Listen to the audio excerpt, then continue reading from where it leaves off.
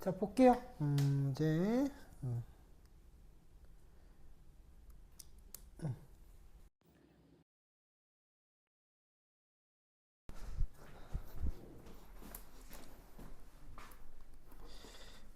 자, 2번 볼게요. 통일신라의 불교는 대중에서 널리 확산되었다. 누구? 여기에 들어가야 되는 건 원효죠, 원효. 원효 넣으시면 되고, 그 다음에 현세의 고난을 구제받고자 하는 관음신앙을 전파하였다라고 돼 있으면 그거는 의상인 거예요. 해초하고 자장은 들어가면 안 돼요. 알겠죠? 해초는 쓰세요. 왕호 천축국전이라고. 왕호 천축국전. 인도에 다녀온 여행기를 쓴 사람이에요. 자장은 거의 나오지도 않고요. 5번 볼게요. 그는 설총을 나온 뒤 속인의 옷으로 갈아입고 소성거사라 이름하였다. 이것도 원효를 얘기하는 거죠, 결국. 그래서 원효가 춤추고 노래하였더니 무지한 사람들도 나무 아미타불을 침송하였더라. 그러니까 이 나무 아미타불 누구예요? 이거 원효라는 거죠, 원효. 그래서 원효를 보시면 3번이 원효고, 정해결사 운동 이거는 5번에 2번. 자, 찾았니? 이름 까먹었어. 뭐였지? 아영이. 그러니까 아영아 5번 보고 있어? 페이지 우리 29페이지 보시면은 왕호천축국전을 저술하였다는 이거는 아까 말했던 해초고요. 정해결사 운동은 고려 때 있는 수선사 결사 운동인 진울 거예요. 그러니까 진울은 고려 때 사람이라서 체크하시면 안 되는 거고요. 이두를 체계적으로 정리하였다라고 돼 있는데 이게 설총이라서 안 되는 거예요. 화엄 사상을 정립한 거는 우리가 봤었던 의상이라서 안 되는 거예요. 알겠죠? 그래서 정답은 3번. 괜찮죠? 두 문제 풀어보셨다라는 겁니다. 한번 체험시켜 드렸고, 이제 어렵게 나오면은 31페이지 2번처럼 나오는데 일단은 쌤이 숙제로 드릴게요. 30페이지, 31페이지, 32페이지, 33페이지 싹 다 풀어보세요. 알겠죠? 풀어오세요. 숙제 드렸습니다. 좀 많아요. 풀어오셔서 이제 질문 저한테 꼭 하셔야 돼요. 근데 질문도 안 해. 그럼 이제 쌤이 이제 숙제 검사하겠죠. 오늘처럼. 그죠? 그럼 이제 푼 거 안 푼 거 다 드러나는 거예요. 여러분들 복습을 위한 거니까 잔소리라고 생각하지 마시고, 그 다음에 바로 이제 우리 고려 34페이지에 들어갑니다. 고려 들어가실 때 여러분들이 고려의 통치체제와 국제질서의 변동에서 보셔야 되는 건 첫 번째가 침입 세력과 지배 세력을 그때그때 구분해서 외워주셔야 되는 거예요. 일단 쓸 테니까 여러분들이 일단 받아 적으세요. 강의가 두 과일씩이에요. 여기서부터는 또 자, 고려의 침입 세력 거란, 여진, 몽골 합시다. 그 다음에 저 어딨어? 갑자기 생각이 안 나.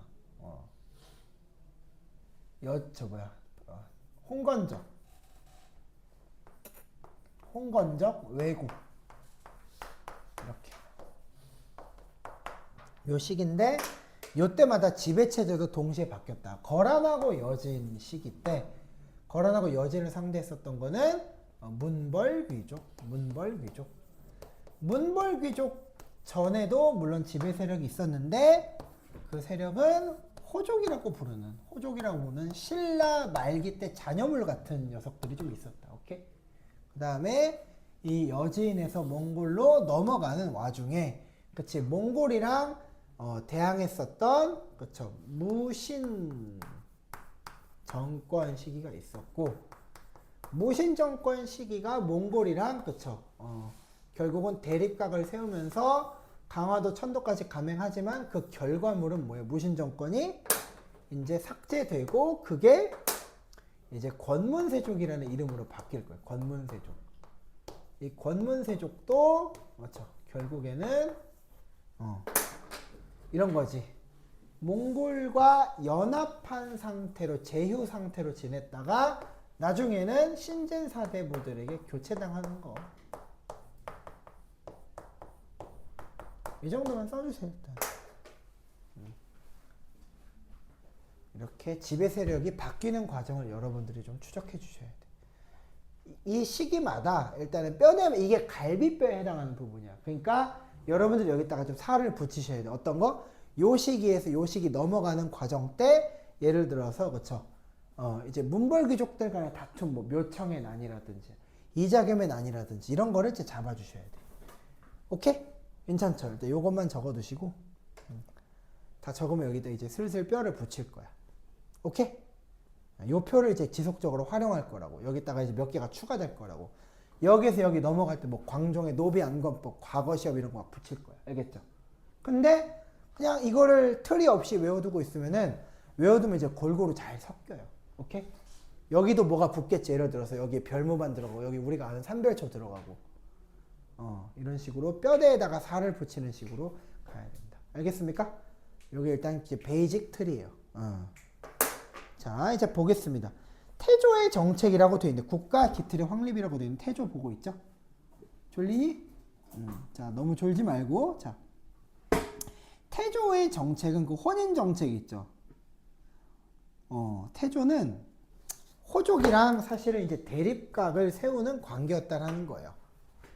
호족하고 대립각을 세웠던 왕이 두 명 있는데 하나가 고려의 태조 왕건이고요. 하나가 광종인데 둘이 이제 대응 방식은 좀 달랐다. 태조 같은 경우는 호족들의 도움을 사실 받아서 집권한 통일도 했고 그것 때문에 집권을 했었던 경험이 있기 때문에 호족들을 대우를 해줘야 돼. 그래서 그 대우해주는 과정이 뭐야? 혼인정책인 거야. 혼인정책. 부인이 되게 웃기다. 29명이었대. 와, 좀 짐작이 돼? 어떤 남자가 부인이 와이프가 29명인 거야. 야, 그 찬차이나 스타렉스에도 안 들어가겠다. 그쵸? 어떡합니까? 이거는 나중에 더 큰 문제가 되는 게 뭐냐면은 자식을 낳으면서 문제가 돼. 이 중에서 6명만 태조의 자식을 낳은 거야. 이해되셨어? 그러니까 그 6명은 어떻게 됐습니까? 이제 그 자식들끼리 토너먼트 벌여가지고 한 명만 왕이 돼야 되는 거야. 그러니까 호족들끼리 다툼이 치열하겠죠. 그러니까 오히려 더 결과가 안 좋아지는 결과다. 그래서 혼인정책 이제 밑줄 치시고 그 다음에 훈요 10조라는 게 나오는데 일단은 훈요 10조에서 중요한 부분만 여러분들한테 공유해 줄게요. 자, 퀵쉐어로 공유해 드리겠습니다.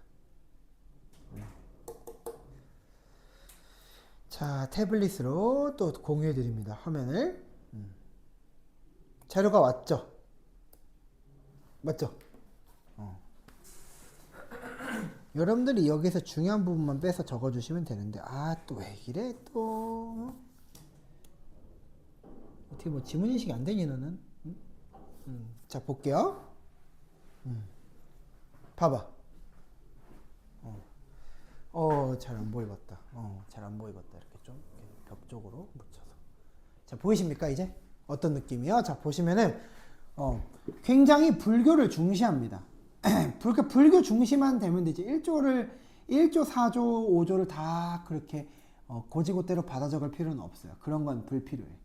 어쨌든 불교를 굉장히 중시했다. 그 다음 우리나라는 뭐 중국의 문물과 예약을 따랐으나 그 지역과 인성에 따르니 뭐 꼭 갈게 할 필요는 없다는데 거란하고 벌써부터 대립각을 좀 세우는 모습을 보이죠? 거란이 결국 나중에 고려 침입한다는 거예요. 그러니까 이거는 그렇게 쓸모는 없어요. 진짜 침입했을 때가 문제인 거죠. 알겠죠? 그리고 서경은 우리나라 땅 형세의 근본이 되니 서경 중시. 왜? 이런 거야. 사실은 서경이 뭐 땅이 좋아 이런 건 명분인 거고 그거지. 고구려 때 이제 진성으로 부자들이 모여서 사는 동네거든. 오케이? 그러니까 이 사람들의 기득권을 이해됐어? 호족만큼 인정해달라 그 얘기예요. 호족 통합 정책인 거예요 결국은. 이게 바로 훈요 10조의 주요 내용이었다라는 거죠. 괜찮습니까? 근데 이제 광종 때 와서 이제 슬슬 바뀌어. 첫 번째, 더 이상 호족을 중시하지 않아요. 공식 및 호족 세력 숙청이라고도 이제 거기다 쓰세요. 왕규를 숙청합니다. 왕규. 왕씨 집안의 호족 중 한 명이었다. 왕규를 숙청을 해요. 광종이. 그리고 노비안건법 과거제 싹 다 별표. 선생님이 자료 하나 더 보내드릴게요. 이 광종은 나중에 조선이랑 연계 출제를 하는 경우가 많은데 조선의 태종이랑 시험 문제에서 엮이는 경우가 좀 있었더라. 보시면은 그쵸? 봐봐. 여기서 뭐라고 적혀 있어? 아, 지금 노비들의 신분 관계를 조사해 시비를 가리게 하니 주인에게 등을 돌린 노비가 좀 많더라. 아, 무슨 소리야? 노비들이 주인을 그쵸? 섬기지 않았다. 왜? 원래 그 전 집안 대대로 노비 집안이었던 게 아니고 고구려 유민, 신라 유민, 백제 유민들 뽑아가지고 그쵸? 차별되고 하다 보니까 노예가 생긴 거지. 그러니까 이런 노비들 때문에 신분 질서가 문란해지고 상하관계가 무너진다면서 사람들이 그쵸? 모두 불만을 표출하였다. 오케이? 즉 뭐야? 지금으로 말하면 세무조사를 실시하고 노비들을 다 원래 주인에게 돌려줬다. 이해되셨죠? 그러니까 호족들의 힘을 약화시켰다. 이 얘기야. 그 다음에 과거제를 실시해서 신진 관리들을 등용하면서 자기 편을 육성하였다. 그런 말이 들어가는 거죠. 괜찮죠? 자기 편을 육성하였다. 그 다음에 성종의 정책에 최승로의 시무 28조 요거 밑줄 최승로의 시무 28조 시무 28조 또 드릴게. 시무 28조 드릴게요. 쌤이 공유를 해드릴게요. 보시면은 여기서는 조금 적으실 가치는 있어. 자료가 수없이 쏟아지죠. 중요한 거는 중요한 거는 이제 늦게 보는 거고 좀 덜 중요한 건 빨리빨리 보자는 편이야. 아까 퀵시어로 줬는데 뭐 왔니? 안 갔는데? 다시 해봐. 다시. 자, 열기 보시면은 그쵸. 이것만 일단 여기서 적으셔야 될 게 뭐냐. 첫 번째, 다 적을 필요 없어. 청컨대 외관을 두소서. 여기다가 이제 설치하시면 돼요. 지방에 12목을 설치하고 지방관을 파견했다. 외관이 지방관이에요. 12목 지방관을 걷다가 적으시면 되고, 연등회와 팔관에는 하지 말아라고 돼 있죠. 불교를 축소하자. 그 다음에 유교를 행하는 것은 나라를 다스리는 근본을 구하는 것입니다. 유교 중시. 괜찮죠? 불교 축소, 유교 중시라는 경향이 드러나는 대목입니다. 그러니까 태조 때하고 좀 이제 바뀐다는 거예요. 왜냐하면 불교는 사실 어떤 느낌이 강하냐면 사회복지제도 같은 느낌인 거야. 오케이? 불교 관료들을 뽑아서 정치에 활용했다기보다는 행정에 활용했었다고. 오히려 팔만대장경 같은 걸 만들거나 아니면 승병을 조직하거나 이런 쪽으로 활용을 했지, 이 사람들한테 뭐 대단한 자리를 준 건 아니에요. 알겠습니까? 괜찮아요? 그 정도 보시고 물 좀 잠깐만 떠올게.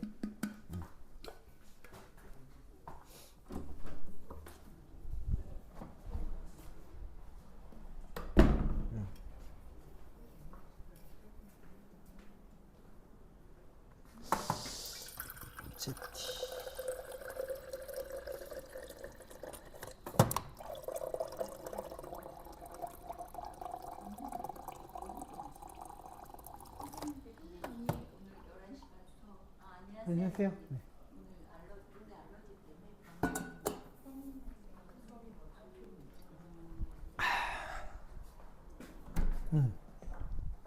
모가지가 갈라져 갖고 도저히 안 되겠어. 목이 쩍쩍 갈라지네요.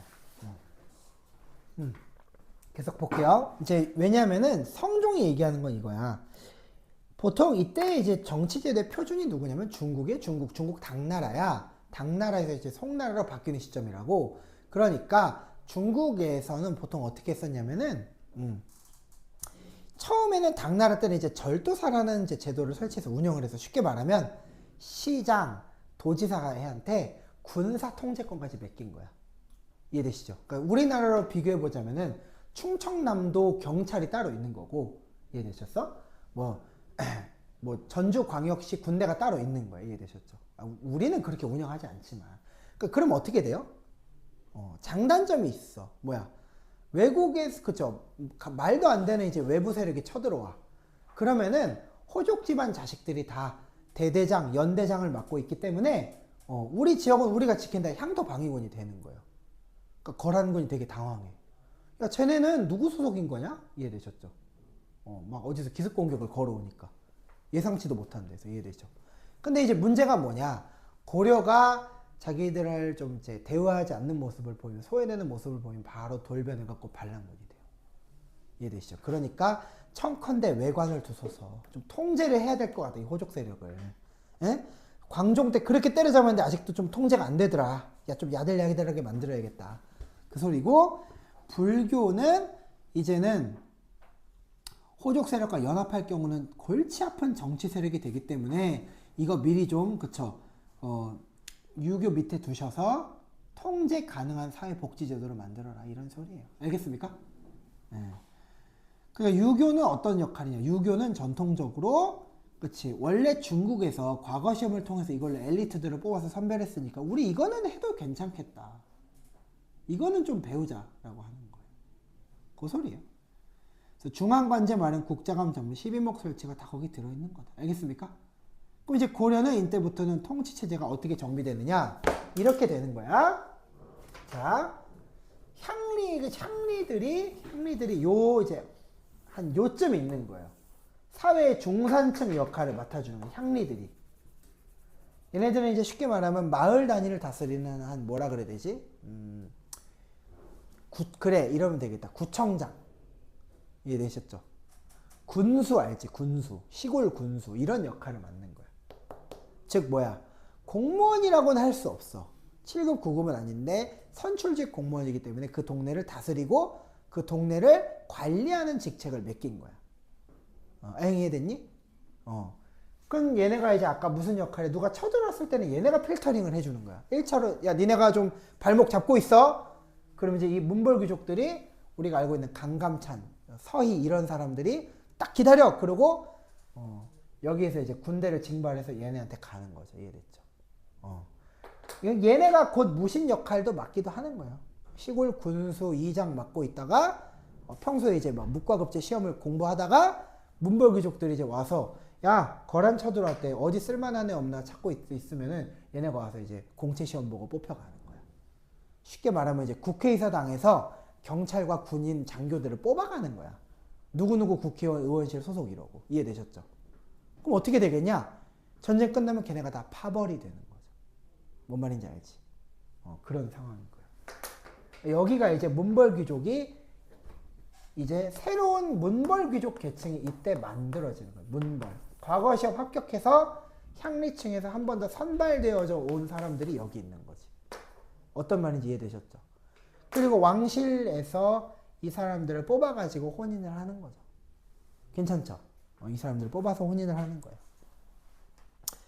보시면 이제 중앙통치체제 정비 있는데 이성육부라고 돼 있는데 이성육부는 그닥 그렇게 어려운 건 없고 발해에 삼성육부가 있었으니까 걔네랑 함정을 낼 것이다. 알겠죠?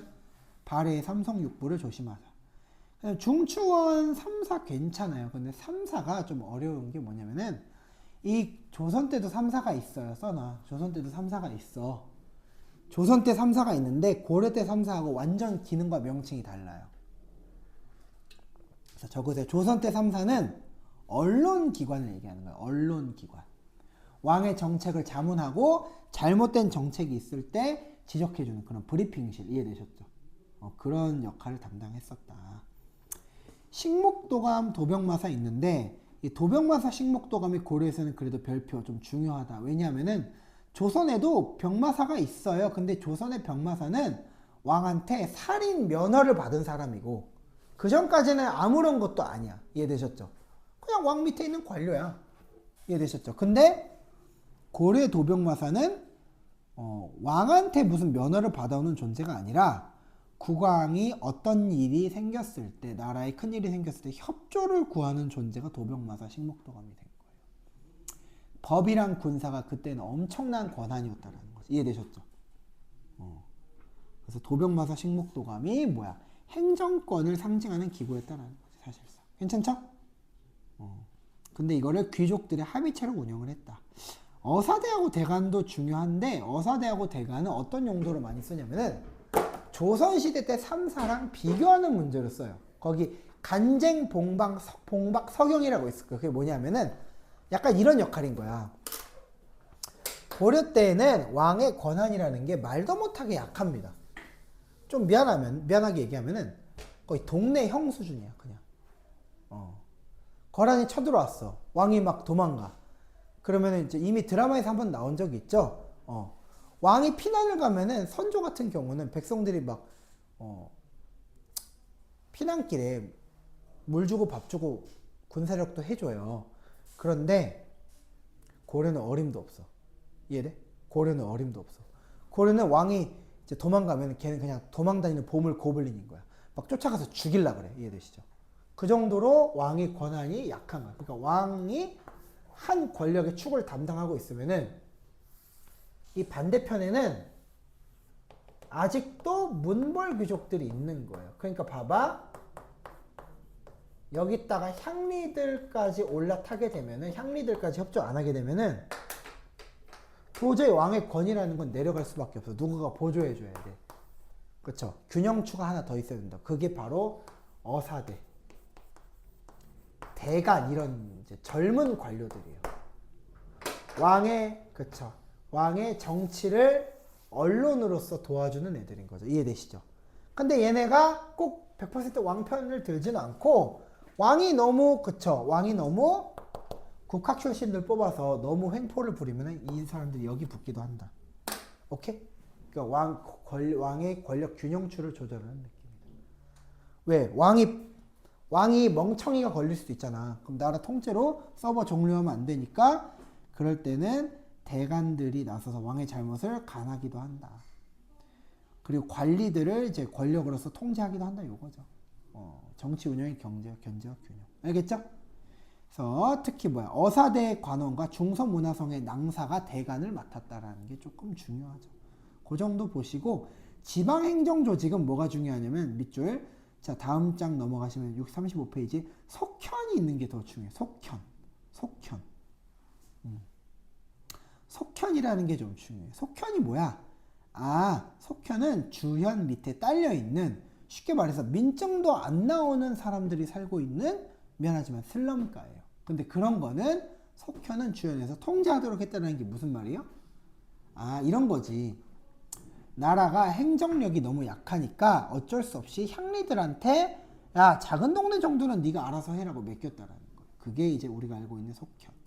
향부곡소는 뭐 간접 통제, 이건 됐고, 중앙군 지방군 괜찮고, 과거 등용제도, 과거 음서 있죠? 과거 음서 보이죠? 여기서 자 봐봐. 음서는 좀 중요해. 과거는 괜찮아. 과거는 승과 정도 동그라미 치세요. 그러니까 조선의 과거는 묵과, 문과 이렇게 이루어져, 잡과 이렇게 이루어져 있는데, 고려는 좀 특이해. 뭐야? 문과, 잡과, 무과는 없어. 승과가 있어. 무과가 왜 없지? 얘네들이 무과야. 아까 그랬잖아. 의원실에서 장교를 채용했다고. 그러니까 과거는 있을 필요가 없고 수시 채용인 거야. 쉽게 말하면. 얘네는 정시, 왕이 과거로 채용을 하니까 얘네는 수시인 거야. 비율을 들자면. 그런데 자, 대학가도 똑같아. 정시 출신들, 수시 출신들 좀 무시한다. 이렇게 막 이렇게 대놓고 막 이렇게 신문제도처럼 하진 않는데 약간 좀 무시해. 왜냐면 정시 출신들이 보통 좋은 대학 가면 나이가 좀 많아. 삼수, 사수 했는데 수시로 올라온 애들 보니까 얘 뭐 그렇게 좋은 고등학교도 아니야. 그러니까 이제 좀 속으로 좀 무시해요. 그런 경향이 있어. 그렇기 때문에 여기서 뽑은 이 사람들이 얘네 개무시해요, 나중에. 근데 이제 뭐 약간 얘네는 대놓고 무시해. 어떤 정도로 무시하냐면은 나중에 무신정변 때 나오는데 막 좀 약간 부모가 없나 정도예요. 뭐지? 진짜 좀 약간 그냥 없나? 막 약간 그 있잖아. 욕으로 쓸 때 막 부모가 없냐고. 진짜 그 정도야. 할아버지 수염에 불 지르고 막 때리고 막 그래요. 50살이면 요즘 아저씨잖아. 막 80, 70 다 돼가는 할아버지 무신 뺨 때리고 그래요. 미친놈들이야. 그 정도로 개무시를 했다는 거야. 야, 너 행시 40 패스 안 했지? 비켜, 이 버러지 같은 놈아. 약간 이런 좀 노골적인 차별 대우를 했다. 그러니까 무신들이 다 죽여버린다, 나중에. 알겠죠? 그런 거예요. 그렇게 이제 될 수밖에 없는 게 음서, 동그라미. 음서는 조선에서는 이제 약화가 돼요. 음서라는 게 뭐냐면은 되게 웃겨. 금수저 특별 전형이에요. 왜 이런 걸 보장해 줬냐면은, 자, 너무 자지 말고 지어놔. 자, 봐봐. 고위 관료들은 어차피 이거 안 해도 먹고 살아. 그쵸? 자, 생각해봐. 삼성 이재용 회장 아들이 자, 군대 장교로 입대했어. 그거 안 하면 죽어? 아니에요. 이해되셨죠? 그럴 필요는 없어. 다른 거 하면 돼, 막말로. 뭐 그냥 외국에서 태어났으면 군대 면제 받으면 되지. 한국 공식 포기하고. 그런데 왕실이 그걸 원하지 않는 거야. 왜? 그 집안하고 관계를 맺어야 되는데 이해되셨죠? 얘한테 공무원직이 뭐라도 안 쳐놔야 나중에 왕실에서 시집 보낼 때 얘 공무원이야 라고 소개할 수 있을 거 아니야. 근데 그게 안 되면은 얘가 삐져가지고 이제 뭐야, 그냥 아빠 가업 물려받아서 얘가 그냥 호족으로 계속 사는 거야. 이해되시죠? 어떤 느낌인지 알지? 그러니까 그러지 말라고 이런 거지. 왕실하고 유력한 집안은 관계 맺는데 음서를 쓴 거예요. 금수저 특별전형이 있었다. 근데 조선 때는 이거 쓰면은 빠꾸 없어요. 바로 왕따 시킵니다. 야, 너 음서로 들어왔지? 너 나한테 말 걸지 마. 죽여버린다. 막 이렇게. 진짜로. 막 차별해요. 오케이? 차별해. 그 다음 고려의 친송정책이죠. 거기다 쓰세요. 조공책봉, 병란도라고 쓰세요. 조공책봉과 병란도. 즉 뭐야? 신라는 올사당을 통해서 외국 세력과 교류했는데 고려는 병란도를 통해서 송나라와 교류했다. 알겠죠? 그 정도 쓰시고 무역 교류 한번 보여줄게요. 어떤 느낌인지 한번 보여줄게요. 자, 먼저 일단은 두 개를 보여드릴게요. 공유해서 역시 퀵쇼로 드리겠습니다. 왜 태블릿이 안 뜨지? 떴다. 잠깐만, 요것만 하고 이제 숙제 오늘 끝낼게요. 자, 어떤 느낌이냐? 이제 침입 세력을 본격적으로 함정에 활용할 거예요. 침입 세력을 본격적으로 함정에 활용할 거예요. 이렇게. 오케이? 어떤 느낌이냐? 자, 봐봐. 거란에 누구누구 머시기가 쳐들어왔대. 언제니? 이렇게 대놓고 물어본다라는 거예요. 아영아, 이해됐니? 예. 그럼 이거 어떻게 풀어야 돼? 자, 이건 간단해. 이거 거란에서 1차, 3차 물어보는 거예요. 요 시기를 얘기하는 건데, 여기다 적어놔. 1차는 서희가 격퇴했고, 3차 때는 이제 강감찬이 격퇴하는 과정일 거예요. 오케이? 그게 귀주대첩이야. 3차 때 있었던 강감찬이 귀주대첩이야. 근데 1차 때는 싸운 적은 없고 협상만 했대. 그쵸? 근데 보시니까 이 흥화진을 출발, 곽주에 주둔하고 있던 그쵸? 거량을 6,000명을 공격해 성을 수복하고 고려인 남녀 7,000명을 통주로 이동하였다. 그렇게 돼 있죠. 그쵸? 이해되십니까? 귀주대첩 전이라는 거예요. 정답 다예요, 다. 알겠습니까? 그래요. 오늘 일단 여기까지만 하시고요. 아, 잠깐만. 여기까지 하는 게 맞아요. 그쵸? 쉬는 시간 포함해서 여기까지만 하고 거란 전쟁을 일단 다음 시간부터 할 테니까 오늘 이제 숙제를 좀 내줄게요. 아까 숙제 드렸잖아. 그거 해오세요. 통합사회랑 한국사 합치면 그것도 많아. 알겠지? 그거 해오시고 저한테 나중에 이제 점검 받으시면 되겠습니다. 여러분 수고 하셨어요.